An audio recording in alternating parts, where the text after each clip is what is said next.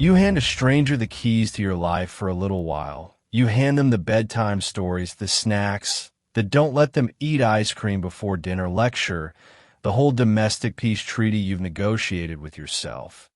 And you expect, in return, a little competence and a lot of basic decency. It's usually simple, it's usually mundane, and it's usually fine. But every now and then, that ordinary trust gets ripped open like a cheap seam.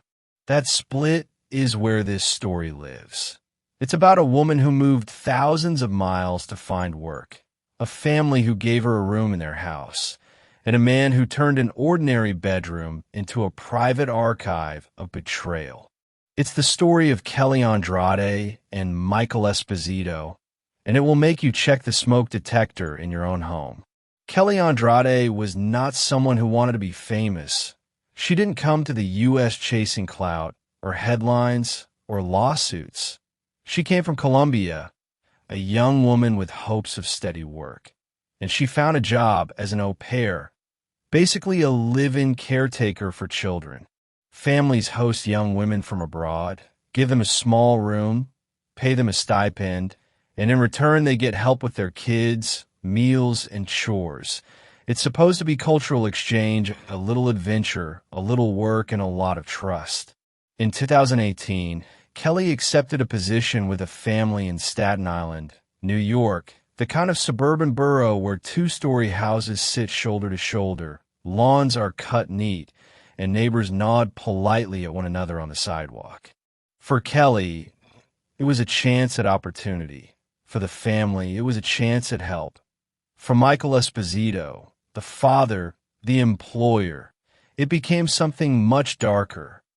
Michael Esposito wasn't some unknown face. According to outlets, he was known locally as a businessman, tied to fast food franchises, including chicken restaurants in Staten Island, that gave him a reputation. Not a celebrity, but a guy who had money, a guy who ran businesses, a guy who could present himself as successful. He was married, a father, the kind of man you'd never expect to show up on a crime channel like this. When Kelly moved in, she expected the usual rhythm. Wake up, get the kids ready for school, help with meals, clean around the house, read stories, make sure everyone brushed their teeth, the usual checklist. She was given a room in the Esposito house, a private space where she could sleep, relax, FaceTime her family back in Colombia, or just exist as herself. What she didn't know was that her room had already been compromised, because above her bed, tucked inside the ceiling smoke detector, was a camera. Not the kind that blinks, not the kind that warns, but the kind that hides. It was angled directly at her bed, and it recorded her most private moments, from changing clothes to sleeping, without her knowledge or consent. Now, here's the part that makes your stomach twist. She didn't know for a long time. Days and nights passed, she worked, she lived, and above her head, a lens was rolling. The discovery moment. That's where this story cracks wide open. Imagine being in your room. Maybe you notice something off. Maybe the smoke detector looks odd. Or maybe you just have an instinct. Whatever it was, Kelly saw it. She looked closer, and she realized the device had a lens. That realization is the earthquake moment. Nothing looks the same after it. She had been recorded, her privacy invaded, her sense of safety obliterated. Panic kicked in fast. She didn't sit around calmly weighing her options. She grabbed evidence, she fled. Reports say she jumped out a window to get away and went straight to the police. That image alone, a young woman climbing out a Staten Island window in fear that her employer was secretly watching her, it's chilling. Once police got involved, the investigation began. They confiscated the device, examined it, and according to trial coverage, they found hundreds of recordings.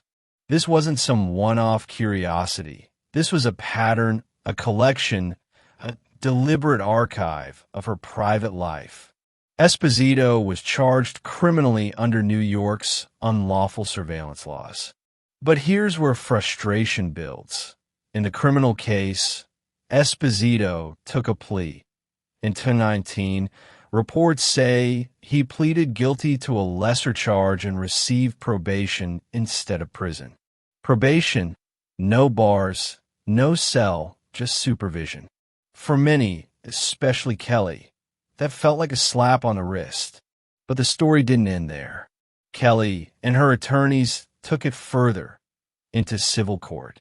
In 2021, a Brooklyn federal jury heard her case. They saw the evidence, they heard testimony, they considered the recordings, and they considered the trauma. Kelly wasn't just humiliated.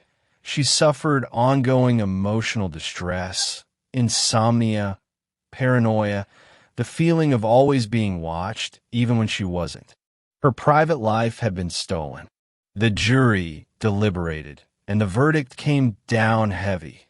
$2.78 million awarded to Kelly Andrade. That included $780,000 for emotional distress and a massive $2 million in punitive damages. Damages meant not just to compensate, but to punish, to send a message that this behavior was intolerable. Court documents and press coverage emphasized the impact. Kelly's legal team argued that her entire sense of trust in her environment had been shattered, that her dignity had been stripped away by someone who should have respected it most, her employer. Esposito, once a Staten Island businessman, was now branded in headlines as the man who planted a hidden camera in his au pair's bedroom. His reputation destroyed, his name forever tied to this case. For Kelly, the verdict was vindication. No amount of money could erase the trauma, but a jury believed her, recognized her harm, and forced accountability. That's where this story closes. A Colombian au pair who came for opportunity, found betrayal, fought back through the courts, and won.